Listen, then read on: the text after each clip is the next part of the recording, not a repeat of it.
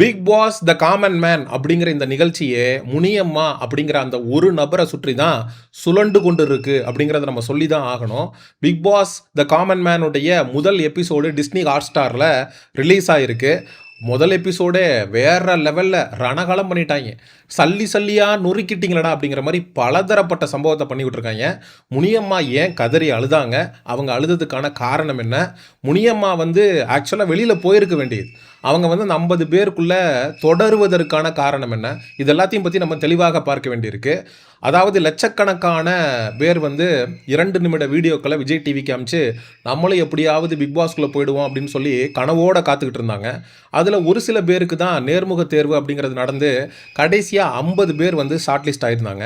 இந்த 50 பேர்லேயுமே ஆட்களை குறைக்கணும், ஏன்னா ஒரு 5 பேர் தான் அனுப்புவாங்க பிக் பாஸ் வீட்டுக்குள்ளே. அப்போ ஒரு 45 பேரை எலிமினேட் பண்ணி வெளில அனுப்புறதுக்கான ப்ராசஸ் அப்படிங்கிறத முதல் எபிசோட்லேயே ஆரம்பிச்சிட்டாங்க. 2 பஸ்ஸு நிற்கும், அதில் வெறும் 36 சீட்டு தான் இருக்கும். நீங்கள் 50 பேர் இருக்கீங்க, யார் சீட்டை பிடிக்கலான்னு பார்க்கலாம் அப்படின்ட்டாங்க. கெடாமாடு மாதிரி ஓடுறாங்க, செருப்பு கிருப்பெல்லாம் கீழே விட்டுட்டு. வடிவேல் ஓடுவாப்புல, எங்கே என் செருப்பை காணோம், அது எத்தனை கிலோமீட்டருக்கு அங்கிட்டு கிடக்கும் அப்படிங்கிற மாதிரி செருப்பெல்லாம் விட்டுட்டு தட்டி விட்டு ஓடுறாங்க. ஓடி போய் ஏறி சீட்டை பிடிச்சிட்டாங்க. முனியம்மாவுக்கு அங்கேயும் சீட்டு கிடைக்கல, நின்றுக்கிட்டு தான் இருந்தாங்க, பாவமாக இருந்தது. அதுக்கப்புறம் அந்த பஸ்ஸு இவிபி அந்த ஸ்டுடியோக்குள்ளே 2 ரவுண்டு வந்துச்சு. பெருசாக ஒரு கதவை ஓப்பன் பண்ணாங்க. என்னடா ஹாலிவுட் படத்தில் காட்டுற மாதிரி காட்டிக்கிட்டு இருக்கீங்க அப்படிங்கிற மாதிரி இருந்தது. அந்த 2 பஸ்ஸும் ஒரு இடத்துல போய் நிற்கிது. அதுக்கப்புறம் இழுத்து ஷட்டரை மூடிட்டாங்க. அந்த பஸ்ஸுக்குள்ளே மட்டும்தான் லைட் எரியுது, சுற்றி பவர் கட்டு, உள்ள ஆக்சிஜனே இல்லை. அரை மணி நேரம் ஆகுது, 1 மணி நேரம் ஆகுது, 1.5 மணி நேரம் ஆகுது.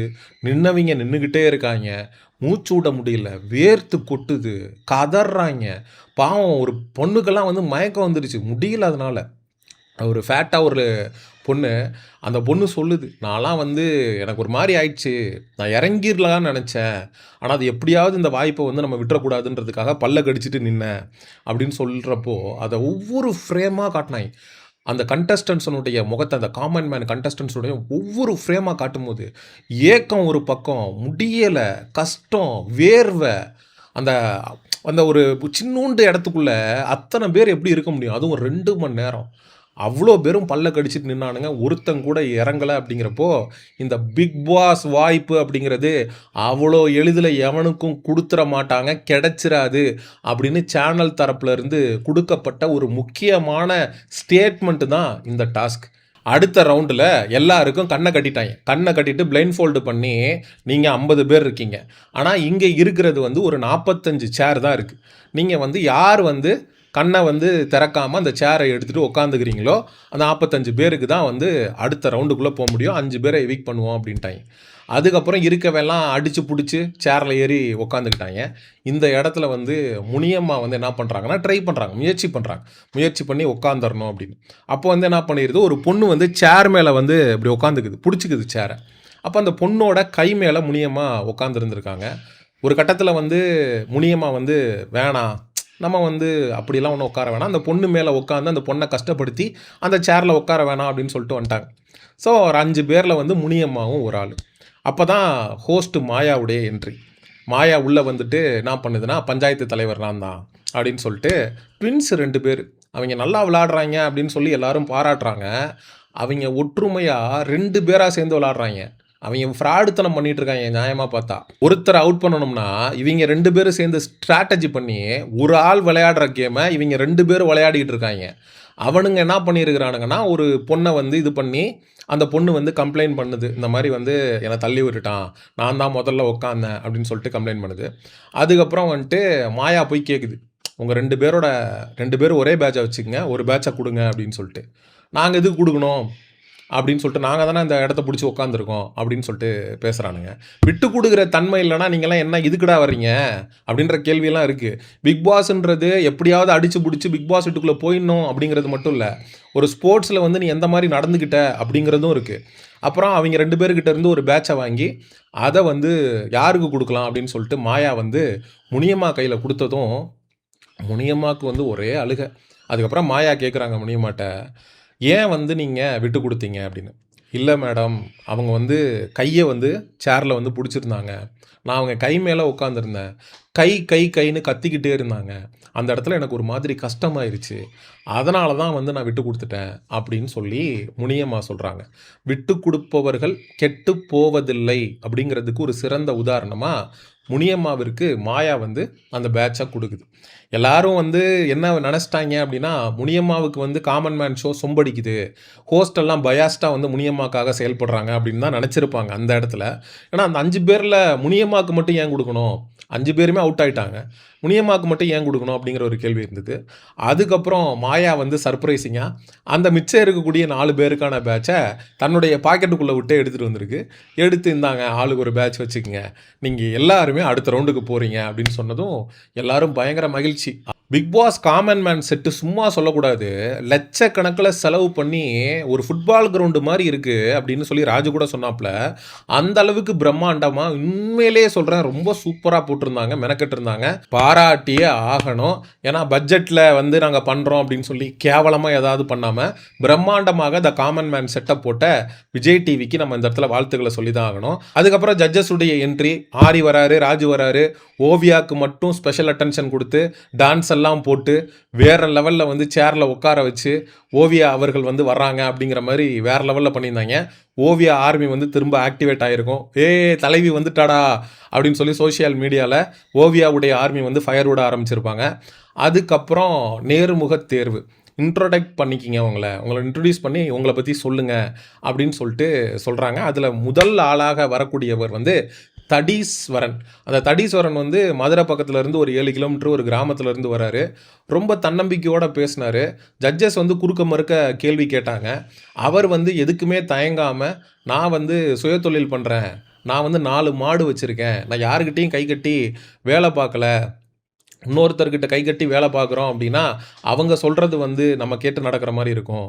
நம்மளே முதலாளியாக இருந்துக்கிட்டோம் அப்படின்னா நம்ம வந்து யாருக்கும் பதில் சொல்ல வேண்டிய அவசியம் இல்லை அப்படின்னு சொல்லி பேசியிருந்தாரு. அதுக்கு ஆரி வேற லெவலில் ஒரு கவுண்டர் ஒன்று கொடுத்துருந்தாரு. சரி உங்களுக்கு கீழே வேலை செய்யுது அந்த மாடு, அது எதுக்காக வேலை செய்யுது? நீங்கள் சொல்கிறீங்க தானே அது வேலை செய்யுது. அப்போ அந்த மாடு எதுக்கு உங்கள் பேச்சை கேட்கணும் அப்படின்னு வந்து ஆரி சொல்லியிருந்தாரு. இந்தியாவில் தமிழ்நாட்டில் லட்சக்கணக்கான மக்கள் வந்து வேலை பார்க்குறாங்க. அவங்க வந்து அடிமைகள்னு சொல்ல வரீங்களா? அப்போ ஒருத்தர் கீழே வேலை பார்த்தா அடிமையா? அப்போ உங்களுக்கு கீழே வேலை பார்க்குற அந்த 4 மாடும் அடிமையா? மாடு உங்களுக்கு கீழே எதுக்காக வேலை செய்யுது? நீங்கள் போடக்கூடிய புல்லு, புண்ணாக்கு, தவிடு இதுக்காக அது வந்து சாப்பிட்டுட்டு உழைச்சி போடுது. அதே போல தான் வேலை பார்க்கக்கூடிய நபர்களுக்கும் சம்பளம் அப்படிங்கிறது முதலாளிகிட்டேருந்து கொடுக்கப்படுது. அதனால் அவங்க வேலை செய்கிறாங்க. அப்படிங்கிற அந்த ஒரு விஷயத்த வந்து ஆரி அவர்கள் சூப்பராக சொல்லியிருந்தார். அதுக்கப்புறம் பால் கறந்து என்னுடைய கையெல்லாம் வந்து பார்த்தீங்கன்னா ரொம்ப வீக்காக போயிடுச்சு, ஒடிஞ்சு போயிடுச்சு அப்படின்னு சொல்லி அவருடைய கஷ்டத்தை பற்றி பேசியிருந்தார். நல்லா பேசினார். பிக் பாஸுக்கு நல்ல இது மாதிரி பேசக்கூடிய நபர்கள் அப்படிங்கிறவங்க ரொம்ப ரொம்ப முக்கியம். அதுக்கப்புறம் மனுஷன் பல வித்தையை கற்று வச்சிருக்காப்புல. குடம் ஃபுல்லாக தண்ணி நிரப்பி கொண்டு வந்து வச்சுட்டாங்க. அந்த குடத்தை வாயால் கவ்வி தூக்கிட்டான் மனுஷன். யார்யா நீயே? பல வித்தைகளை கற்று வச்சிருக்கியடா, அது வாயால் பல வித்தைகள் பண்ணுறியடா அப்படிங்கிற மாதிரி இருந்துச்சு.